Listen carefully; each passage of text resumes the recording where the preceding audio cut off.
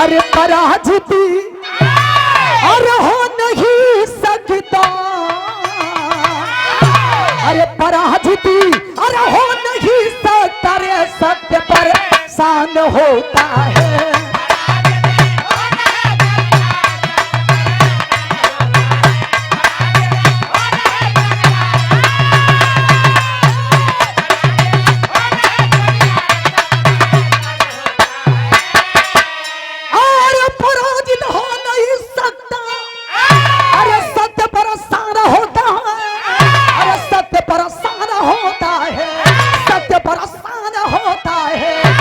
जुलुम करी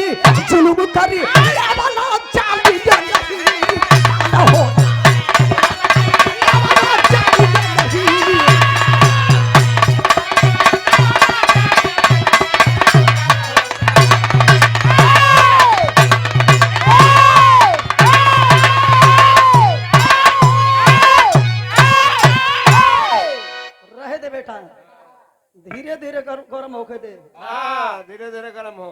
यही जैसे जस जस बिरहा पढ़ी तस तस बिरहा चढ़ी।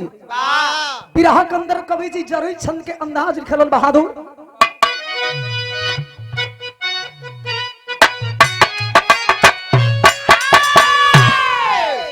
अरे मौला की तभूप का बेटा, मौला की तभूप का बेटा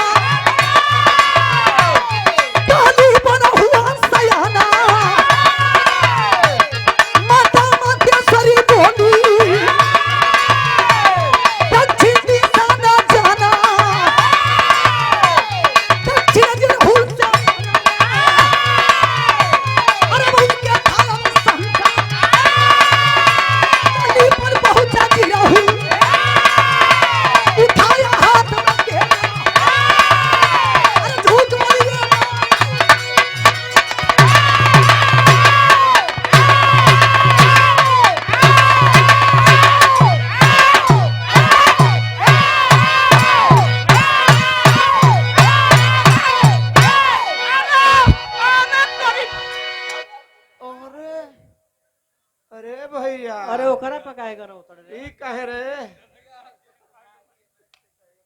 एक पुड़िया लेबे और का? ई कौन रहन है रे बचवा? अरे बाप रे बाप। मैंने तोरे के मतलब तो से नहीं खेलावा तो कोई के मुंह फोड़बे। बीरस बनावत है। हम तो देखही के एक लइका जानत रही। जा जा तो भीतरे से आने देखहूं मैं जाना। खैर आपन आपन सोच और आपन आपन विचार। अगोरी के रहे वाला मौलागित राजा, अब मौलागित राजा के दुल्हन के नाम बतावल गई मातेश्वरी। मौलागित राजा के जवानी में बड़ा तपर हो, अत्याचारी राजा था, हमेशा बेईमानी पर उतारू रहे। ओकर नियम का रहल, कोई के शादी होखे कोई के गवना होखे तो पहिल का डोला ओकरे के यहाँ रोकल जाए। काहे हो? अब काहे के मत पूछे, इतना लइका नहीं खलो तो हलो। पहिल की डोला काहे खातिर रोके? रात गुजारे सवेर के बेला में डोला वापस जाए। अरे वाह।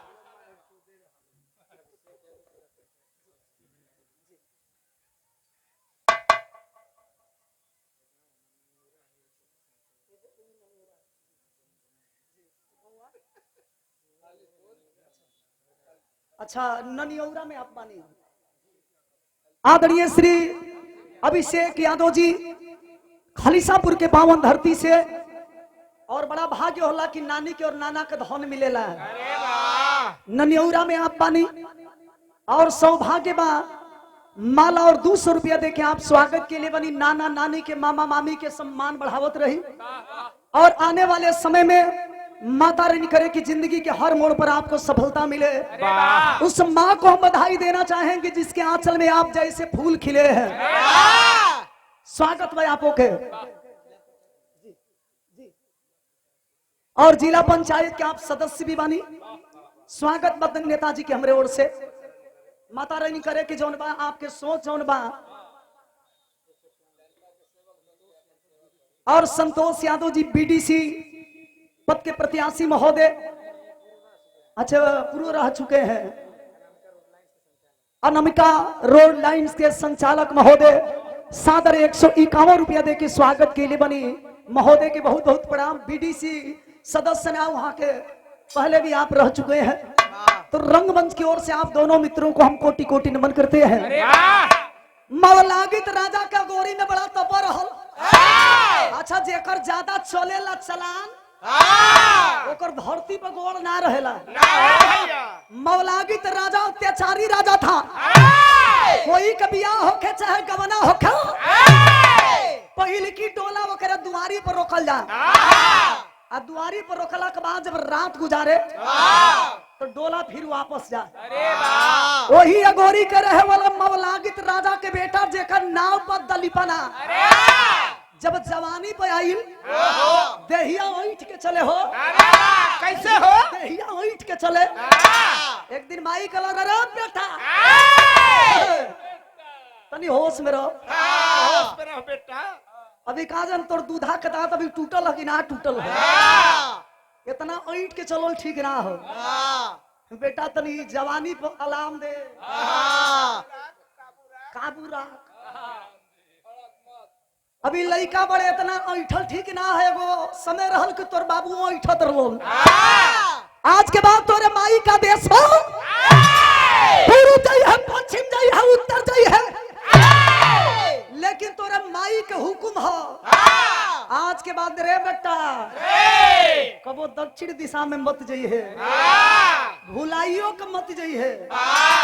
दलीपना बापे ऐसा मन ढीठ रहल कलश की माई माना कैले बड़ी तो हम जरूर जाई।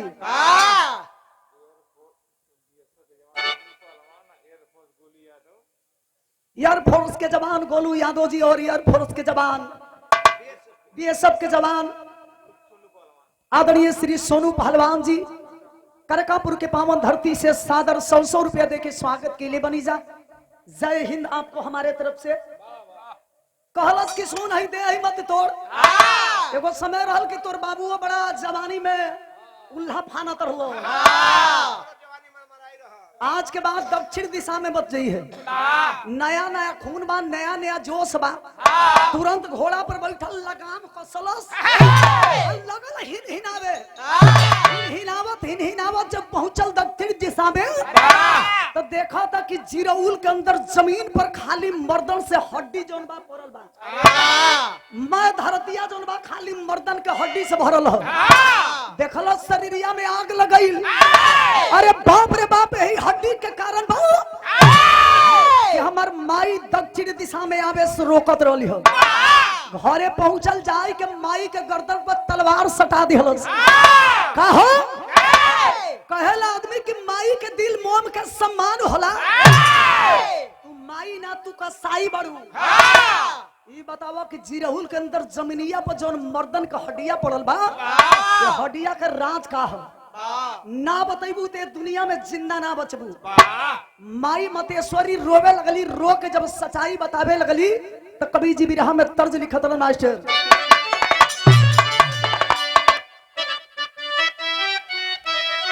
पर्दा लगा ला।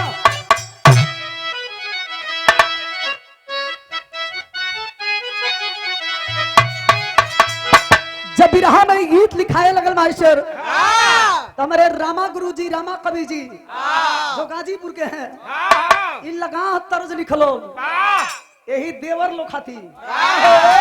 कैसे? अरे कारी हैया खिलावे बारी बारी बबुआ, बारी बारी बबुआ।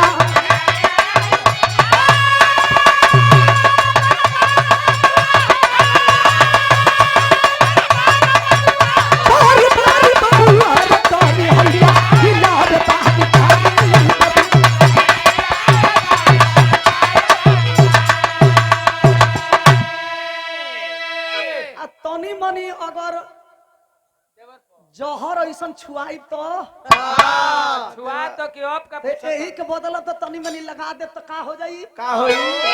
तेरे रोज ताली बजा तेरे रोज ताली बजा अरे बाजार मौगा रे करी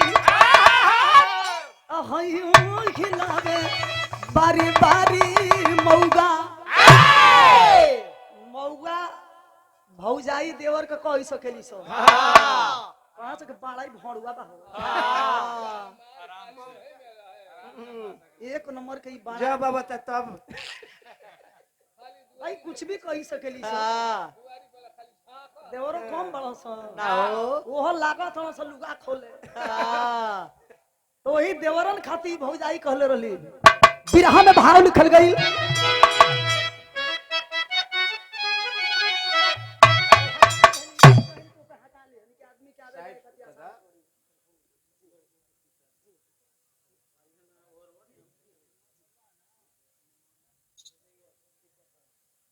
और विद्यापारा के पावन धरती से पूजनीय दुल्हन के पिताजी के सौजन्य से सुंदर माला और सादर 500 रुपया देके स्वागत के लिए बनी साहब इस धरती पे बेटी के पिता का सबसे बड़ा कलेजा होता है मैदान एक तरफ और कन्यादान एक तरफ होता है और बहुत बड़ा भाग्य होता है जिससे परिवार में जिस आंगन में बेटी जन्म लेती है वो आंगन धन्य हो जाता है रंगमंच की ओर से पूज्य पिताजी को हम नमन करते हैं स्वागत है बिरहा में कभी भाव लिखल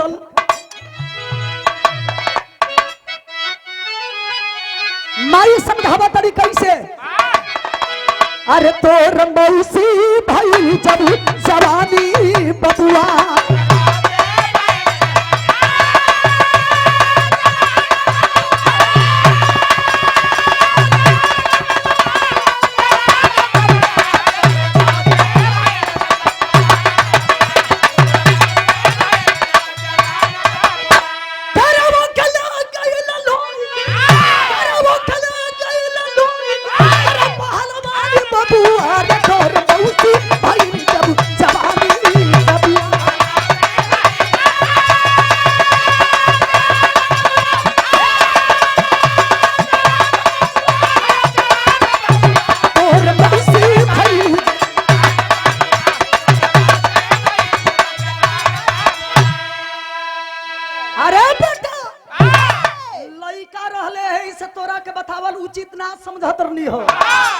लेकिन तू लड़का नहीं खे जब माइये के मारे खातिर उतारू हो गई तो ध्यान से सुन ले तोरे बाबू के जवानी में डंका बजा रहल और वही समय ये दुनिया में तोरे मौसी मजरी के जन्म भइल और जब मजरी के जन्म भइल तो सावा मन सोना बरिस रहल इतनी सुघरी इतनी सुघरी इतनी सुघरी अरे कितनी हो आंख बुझा तो जैसे आम के फारी ओट के तरनी चाउर गर्दन सुराहीदार पेट बुझा तो जैसे पुरैन के पतई हो अरे वाह हरी हाई एक के मुठ्ठा के अरे वाह औरी नीचे वो नीचे से काम मतलब हतु के हमार कहे के मतलब के ओकर जंघावा के दली के खंभा लगे हां एकर बाबूओ फिटर रहल मर गइलन ओही जगह हे पहियो कारत बा तो आलो दोनों जना बच कर रही लो तो चली गई लो तो पूरा लगन बर्बाद हो जाएगी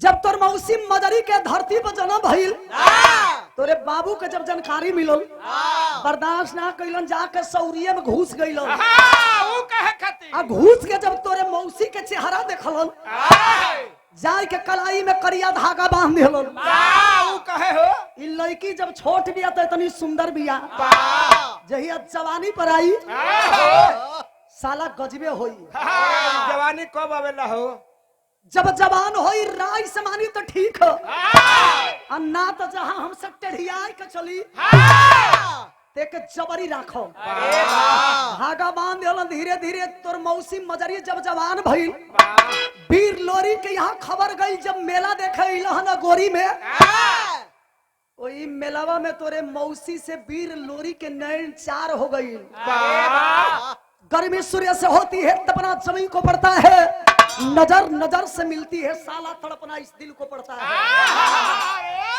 इस दिल में तो हो है सुधीर बाबू अरे झांझर कर देला हो लेकिन कैसे मान लिहल जाए अच्छा ये बताओ लो आदमी कहे लल कि दिल में टूट गई साला दिल में कहूँ हड्डी हो टूटल कैसे हड्डी बा ऐ टूटी कैसे हां आई फूटल कैसे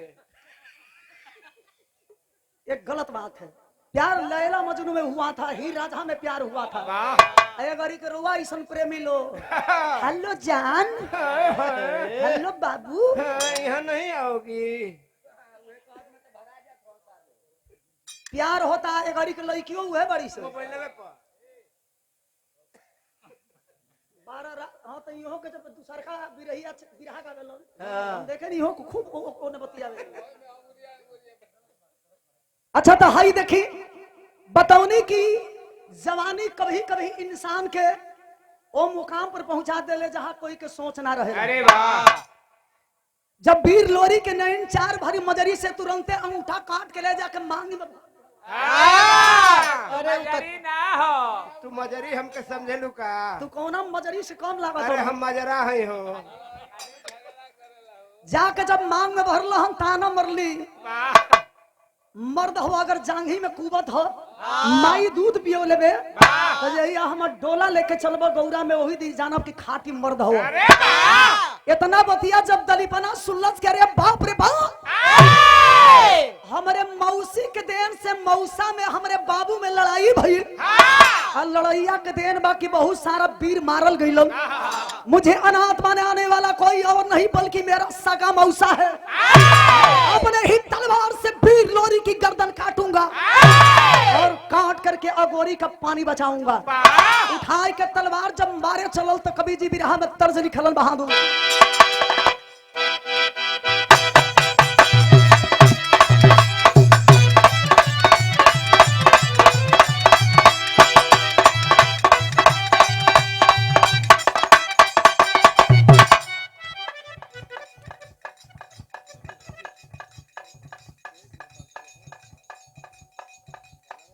अभी अभी आदरणीय श्री गुड्डू यादव जी विद्यापारा के पावन धरती से महोदय सादर 101 रुपया देके स्वागत के लिए बनी।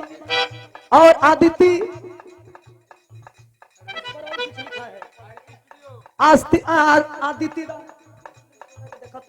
आदित्य स्टूडियो और आदित्य सपोज आपके सौजन्य से सादर 101 रुपये का आशीर्वाद।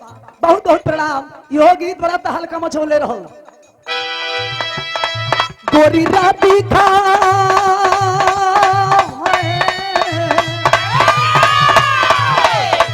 गोरी राती था खललू हक हमारी खेल अभी ले बहके करुआ के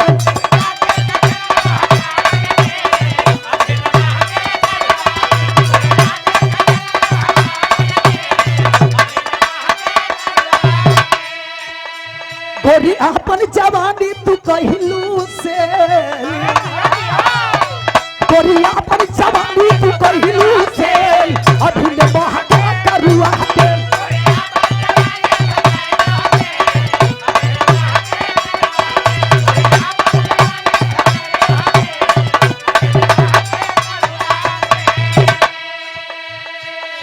कॉलन के यही तलवार से वीर लोरी के गर्दन काटब सुनले बनी कि वीर लोरी के नाम सुन के बड़े बड़े वीर मैदान छोड़ दिलन। वीर लोरी का तलवार जब चलेला कितना वीर खड़े खड़ी पेशाब कर देला। तो आज वीर लोरी के समझ में आ जाई कि हम माई के दूध पियले हैं। माई के दूध के कसम जब तक ले वीर लोरी के गर्दन काटम न चैन के सांस ना ले। उठाए के मारे चलन माई समझावत या कैसे लाल।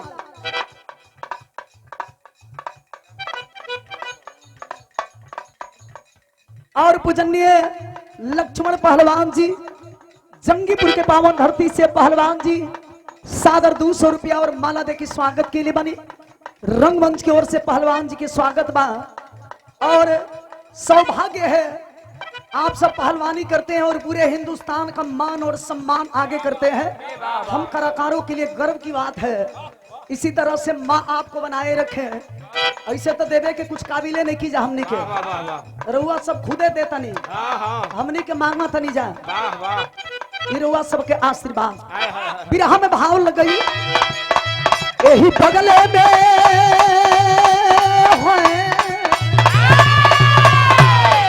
यही बगले में श्याम सुंदरी बारी कुआं रे देखे बचन गइल मौसा तोहार।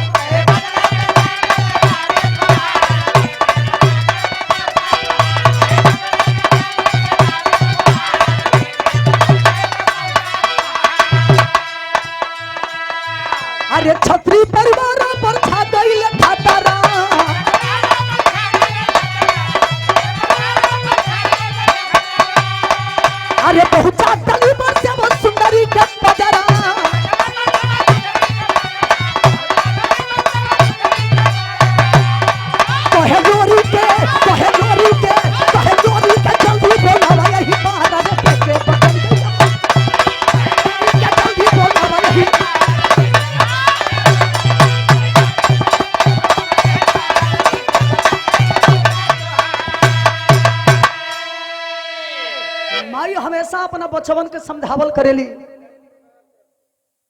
और पूज्य लड़की के मामा जी के सौजन्य से सादर 500 रुपया देके स्वागत के लिए बनी। मामा जी के रंगमंच की ओर से चरण छू के प्रणाम। ये हमेशा रिश्ता कायम रहे, दोनों परिवार में हमेशा मंगल ही मंगल सुनाई दे, कभी अमंगल ना हो। यही हम माता रानी से विनती करेंगे और वर वधू को हमेशा यह जोड़ी माता रानी सलामत रखना।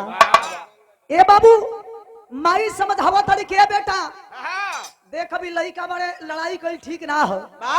वीर लोरी को मारना इतना आसान नहीं है, अगर मारना है तो दिमाग का उपयोग करना पड़ेगा। यही बगलिया में एगो लड़की भी अजोना लड़की के नाम बा श्याम सुंदरी। लड़ैया देखे रोज आए वीर लोरी के जब नजर टकराई का हो बड़का पहलवान बनेला, बड़का लड़वैया हवा, तोहर नाम सुन के बड़े बड़े वीर मैदान छोड़ देलल। तोहरे तलवार के चमक से कतना वीर पेशाब का जलन किल्ली कुंडी लगा लेलल। तो सुना, आज ई लड़ाई के मैदान में लड़ा तड़त है, मजरी खाती लड़ा तड़, मजरी के चक्कर छोड़ा। वीर लोरी को वादा किए थे कि जा रहा हूँ, अगोरी में जब दोबारा आऊंगा तो तुझे रानी बनाऊंगा। वही लड़की के लगे जाइए लड़ाई आसान हो जाई। उठाई के तलवार पहुंच गई, जाई के तलवार सटाई दिलस के कारण सुनला बनी कि जवानी में हमर मौसा तोरे जवानी पर फिदा रहलो। समय आ गई बा, बुलाओ बुलाओ रे, बुलाओ देखी तोरे मौसा का पर बुलाओ, बुलाओ देखी कितने जांघे में कुबत हो। अगर वीर लोरी का अगर आ जाई हल तो माई के दूध के सब कसम वीर लोरी के गर्दन काटब। अगर ना अइलन ते दुनिया में तू जिंदा ना बचबे।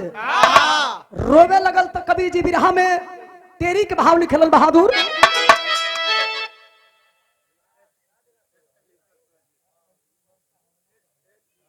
HN इंटरप्राइजेज आपके सौजन्य से सोनू यादव जी सादर 101 रुपया देके स्वागत के लिए बनी। कवि जी बादाम का उपयोग कीजिए आप। वाह, कौन कवि जी के कहता बिरहा में टेरी लिखल गई बहादुर।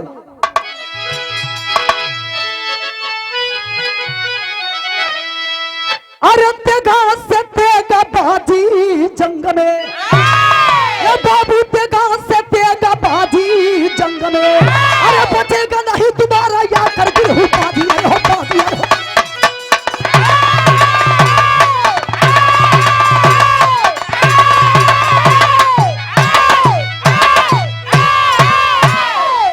तेगा से तेगा बाजी जंग में, बचेगा नहीं दोबारा या कर गिर हो बाजी। तेगा से तेगा बाजी जंग में, जब जाग याद कभी दिल में किसको अपनों का दर्द नहीं। जब जाग याद कभी दिल में किसको अपनों का दर्द नहीं। या बाप का बदला हुआ समझो ही जरा है मर्द नहीं। तुम्हारा पत्र लिख कर बला तब गौरा में भेजवाई है, चिट्ठी पाए और भोरी का खो में लाली छाई है। तीनों भाई संग अजय चल अगोरी में आए हैं, काटेंगे दलीपन की गर्दन लहू का टीका लगाए हैं। रोवा दिया चिट्ठी लिखा दिया वीर लोरी के नाम से। तू तो वादा कैले रहलक आई तो रानी बनाई, वाह वाह, लेकिन देखो तनी कि पटरानियो ना बनत हो।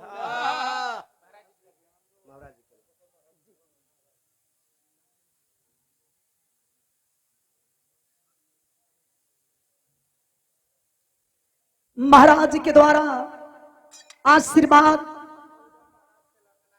और बाबा उदय महाराज तेलंगाना स्टेट, आप बाबा की ओर से माला और रुपया देके स्वागत के लिए बनी। रुपया ना हो, ये आशीर्वाद बा। गुरु जी के हमारे ओर से बहुत बहुत प्रणाम। चिट्ठी लिखलस वीर लोरी के घरे जब चिट्ठी गई, वीर लोरी की मौत हो चुकी थी। चिट्ठी के कई पढ़ल के हो वीर लोरी के लड़का जेकर नाम बा अभोरी।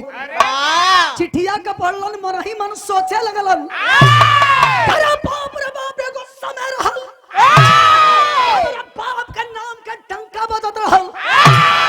हई साला हई 3 दिन का लवड़ा छोड़ा, एकर ही मजाक मेरे बाप का लल कर ले हो। ये धरती पर जिंदा था तो सार के गर्दन यही तलवार से काटो अब काट के मेरे बाप का मर्यादा बचाई तेगा लेकर जब गर्दन काटे चलन माई दुर्गा प्रगट हो गई ओकर मौत ऐसे ना हुई वो दिखाई कति मुखी बा वो ऐसे मुआबे ना करी ओकर मौत ओकरे माई के आंचल में हो जैसे निर्मलवा नाम उतरल है। आदरणीय श्री अवधेश यादव जी पूज्य साहब के द्वारा सादर 201 रुपये का आशीर्वाद माला दे के स्वागत के लिए बनी महोदय के रंगमंच की ओर से बहुत बहुत प्रणाम। अच्छा तो बड़ा थेथरो रहलो सुनबे कइला हलो कि मुड़ी कटात रहलो फिर जीजात रहलो ब्रह्मा जी के वरदान रहल ओके ब्रह्मा जी के वरदान रहलो अमर के। अच्छा तो जब दुर्गा जी के सहारा से जब लात से ठेलाइल हो एकदम ललका फेंक देला सब बबुआ। कहनी कि बल बल बल बल फेंकत रहो ये हल शरीर हल हल ये शरीर में खूब खून होई सबसे ज्यादा खून होई तो 5 लीटर से ज्यादा खून इंसान के शरीर में 5 लीटर कहाँ ले 2.5 3 लीटर होत होई भल भल भल भल एकरा ऐसा आदमी तो मैं नहा ली अरे ओकर मोह नेत्र धोआ जाई हो। चिट्ठी का बोलना हम जब गर्दन काटे चलन माई दुर्गा प्रगट हो गई बेटा उसको मारना इतना आसान नहीं है ओकर मौत ओकर माई के आंचल में बा अब बुढ़िया के आंचल चले फाटी ना तले ओकर मौत आसान नहीं है। ए बाबू दुर्गा जी उपाय बतावे लगली बिरहा में तर्ज लगल हमारे जन्म के पहले वाली। अरे वाह वाह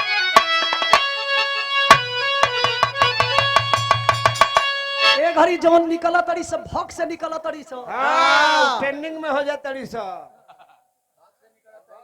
27 साल 25 26 27 साल हो गई गुरुजी के संगे लड़त लड़त। अरे वाह ओ गरी यूट्यूब के जमाना ना रह हाँ साला महीना में 25 दिन बम्बई खांची जा हाँ आये गरी के जमाना में फुरगुदिया फूक से आवत रही सो हाँ ढुक दे ढुक जाता रही सा घुसत नहीं की ट्रेंडिंग में हो जाता रही सो।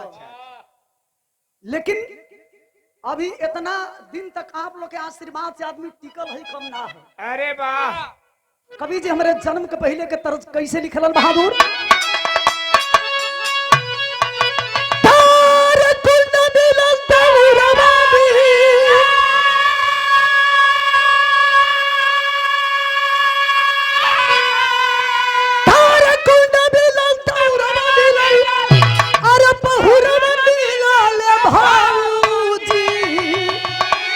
अरे रतिया से दरिया पर नीचे दया रे मंगा मिला ले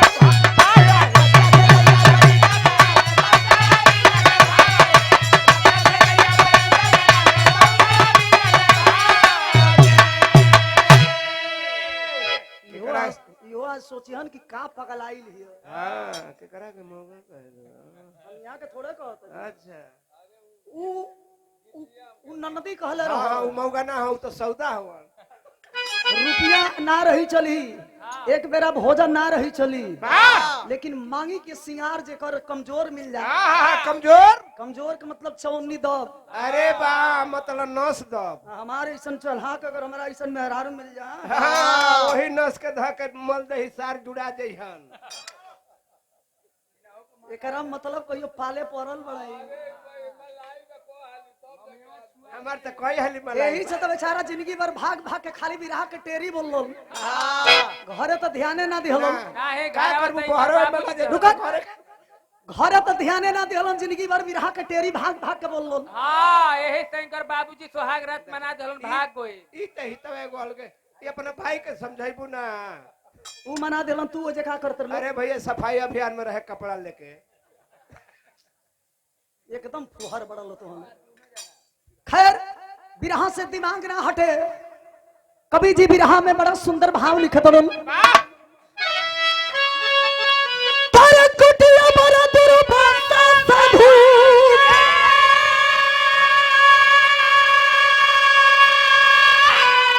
तारे कुटिया बड़ा दुर्भाग्य साधु के अरे नगरिया जाने ये पीरा अरे नहीं के शीशा मत शरीर रानी चवरिया जाने पीरावा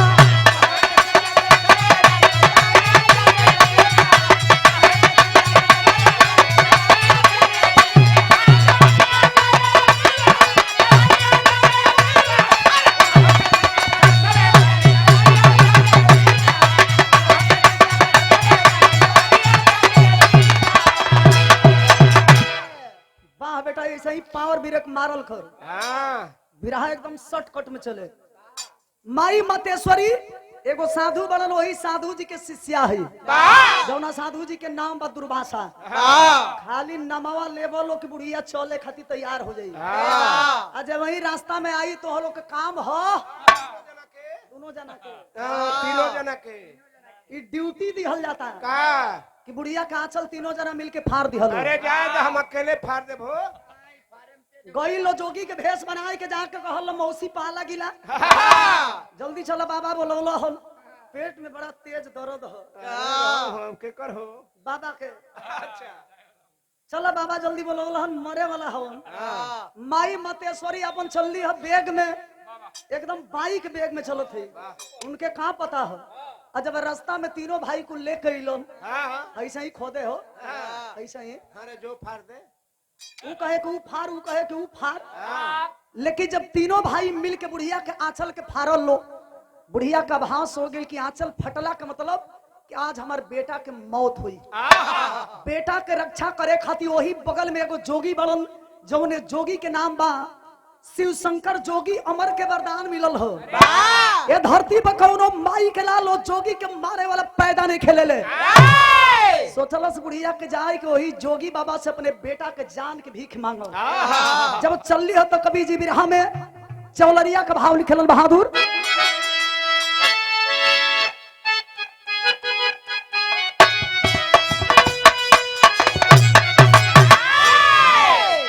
ये कुल गीत कभी पुरान ना हुई हम। स्वर्गीय रामदेव गुरु जी जवानी के आलम में तरस के गाई करेजा से गाई। पहले के बेरैया घी दूध कूद बादाम खाए, घड़ी के जमाना में फैशन में राती में प्रोग्राम गवत पहले ही को धरा जाता। का धरा जाता ठंडा चाहे हमने के बिहार में होम डिलीवरी चल रहा है। बड़का के बाबू कहल जाता, छोटका के बेटा बेटा, और ओकरा से छोटका के नाती। कोड भाषा में चल जनला हो परनाती बिरहा में वह तर्ज लगे बहादुर। तनी पर्दा लगा आइल भैया।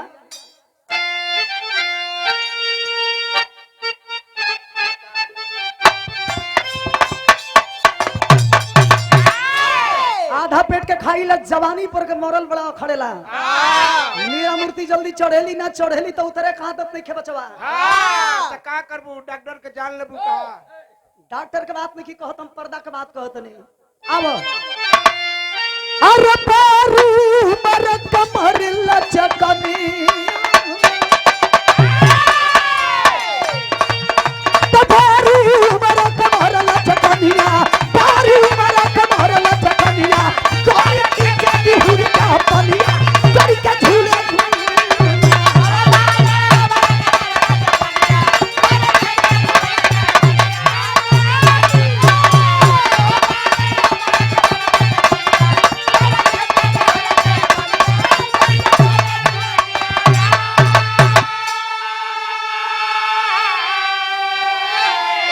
अरे झंखन लगी मतेश्वरी बाहर,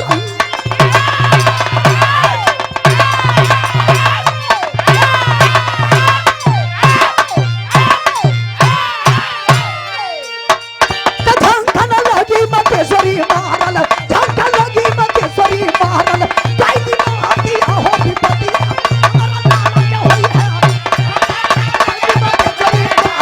गाय दी आती हो विपत्ति।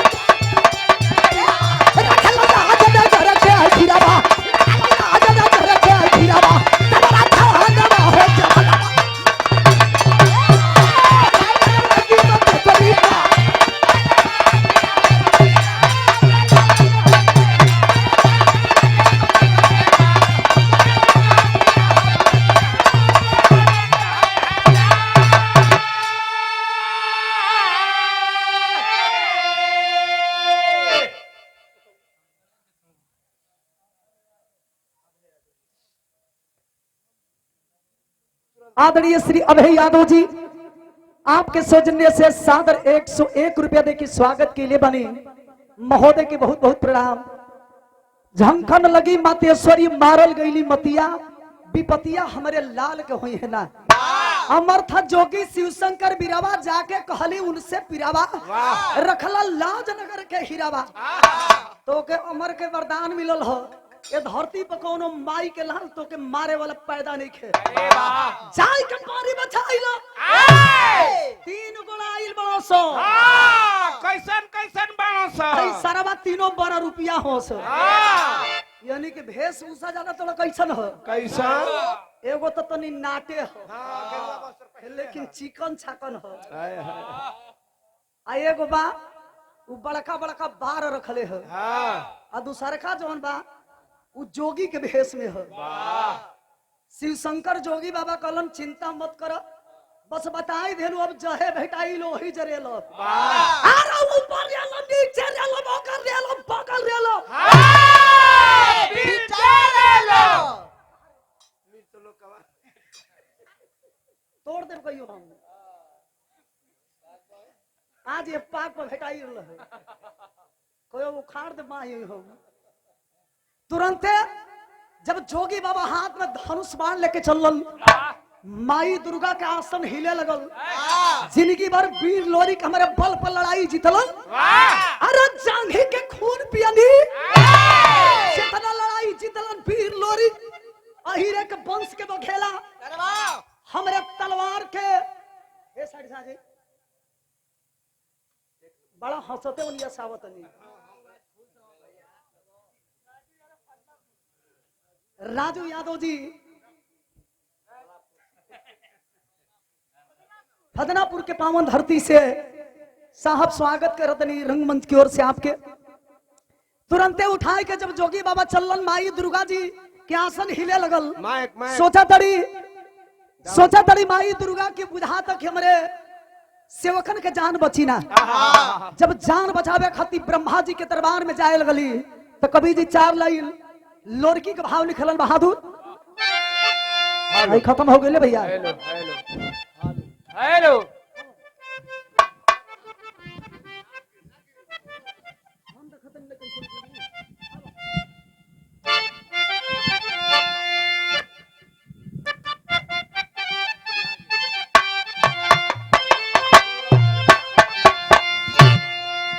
कैसे हमारे चाचा दादा लोग कान में अंगूरी डाल के लोरकी गावे कैसे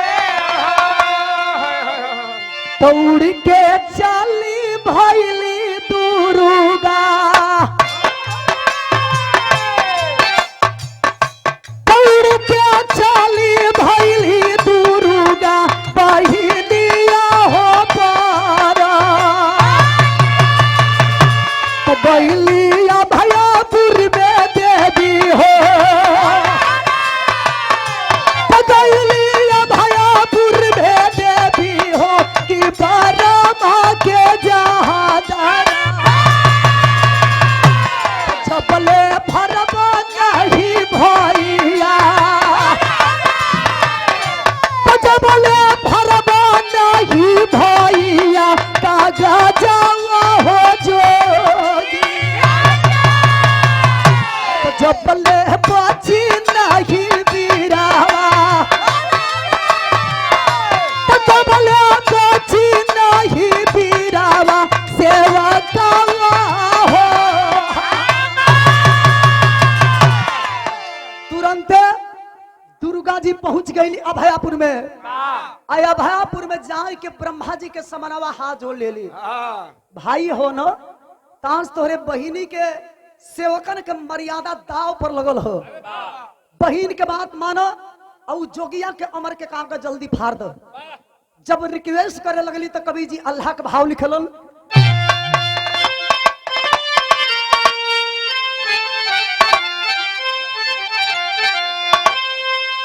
अरे जैसे पीरा लोरी की जंग अरे जीतल जीरा लगे अरे अमर का नहाती और निर्मल के मारी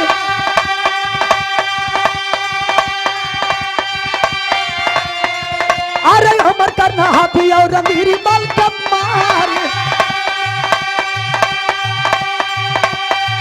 अरे वही से ये भोरी खाते लेके तलवरिया अरे जंग धीरे हुआ में करे हो धुआं भार अरे जंग धीरे हुआ में करे हो धुआं भार अरे छला कल का बेला वो हो पूरा लोहरी का अरे कहला गली बड़े मोर का मोरे बार हो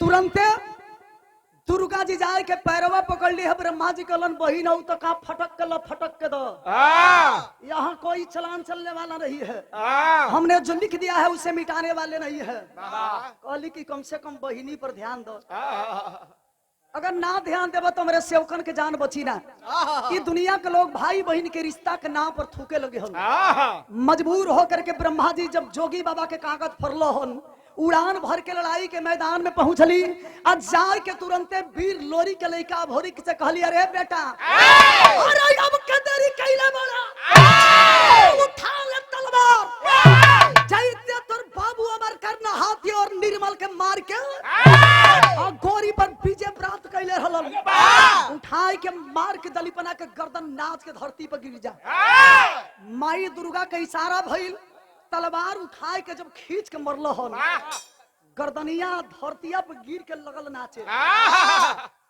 माई मतेश्वरी रोवा तड़ी अन्याय हो गई आज हमार बेटा बात मान आज मौत ना मिली थे के बेटा के मौत पर अफसोस बार रोवा तड़ी तो कभी जी बिरहा के आखिरी भाव खड़ी लिखतलन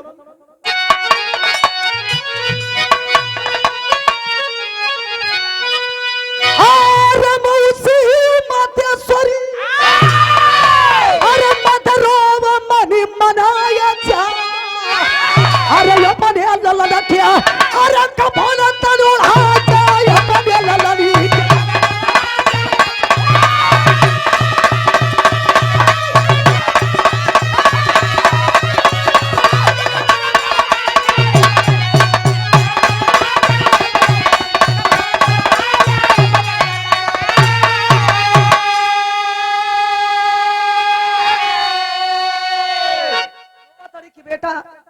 भैया साझे से ड्रामा करता है रोबा तरी की बेटा बात मान गई रही तो आज समाज में जिंदा रही अब होरिक समझावत माई चिंता मत करो तोहर बेटा आज समाज सेवी ना रहल तोहर बेटा अन्यायी रहल और अन्यायी लोग जब मरलन तब अफसोस ना कइल जाला बेटा के मौत पर एक गज कफन ओढ़ाए के अंतिम विदाई कर दो ये बहिनी के बेटा के छाती से लगा दो तबे से दुनिया के लोग कहेलन कि माई मुओ मौसी जियो बेटा का अंतिम विदाई कैली बहिन के बेटा यानी लोरी के बेटवा के छाती से लगौली वह वीर लोरी के लइका अभोरी के चलते अगोरी में को बहुत बड़ा यज्ञ भई और वही अगोरी के राजा जौन बा नाना महारा के बनावल गई ताजमहल तो बेटा होना चाहिए तो वीर लोरिक जैसा और अभोरिक जैसा जितना हड्डिया कुल नाहक के भटकत रहल आत्मा लोगन के तड़पत रहल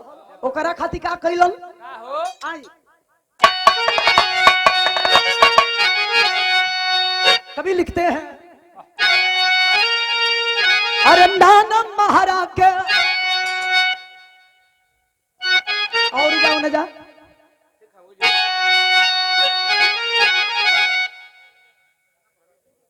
आइए आइए ठीक हो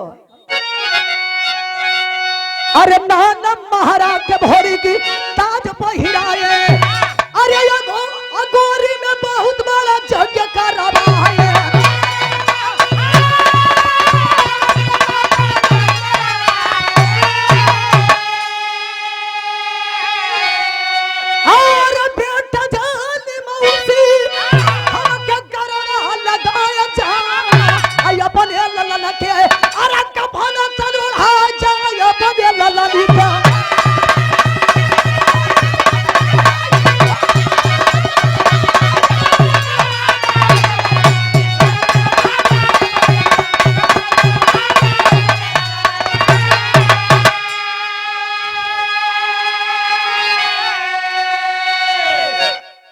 लोरी और ए बाबू अगोरी के रहे वाला मवलागित राजा के द्वारा जितना वीर मारल गई रहल, जितना लोगन के आत्मा भटकत रहल, यज्ञ करा करके वीर लोरी का लड़का अभोरी यह साबित कर दिया कि बेटा होना चाहिए तो उनके खानदान के जैसा। जितना लोगन के आत्मा भटकत रहल, सबके आत्मा के शांति मिलल, ई कहल जाला वीर। जियत शान से मरत जान से। बिरहा के आखिरी भाव। गुरु बिहारी गुरु गणेश गुरु रामलाल गुलकारी, अरे स्वर्ग गया चंद्रिका कवि, बच्चन जी परे पुजारी, तेगा से तेग पा